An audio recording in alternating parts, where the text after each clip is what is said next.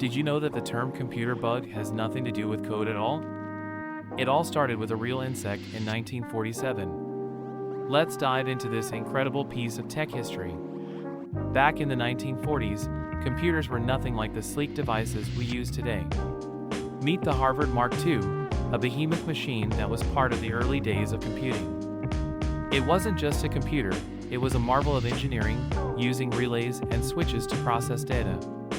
But in September 1947, something strange happened.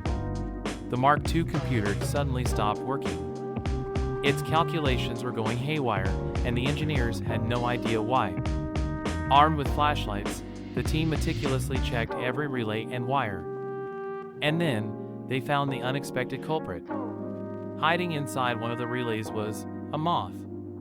The team carefully removed the moth and taped it into their logbook. Next to it, they wrote, "First actual case of a bug being found." Yes, this moth went down in history as the first ever computer bug. But why was the term bug used? Turns out, engineers had been using the word bug for years to describe mechanical problems, even before computers were invented. This moth incident cemented the term in computing history. Since then, a bug has become the go-to word for any error or glitch in software or hardware. And while modern bugs are more about code than critters, the legacy of that moth lives on.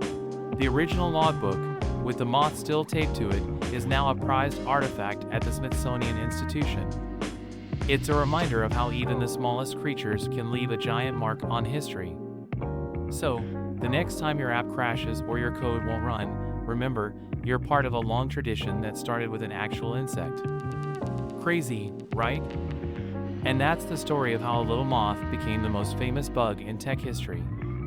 Stay tuned for more fascinating tales from the world of technology.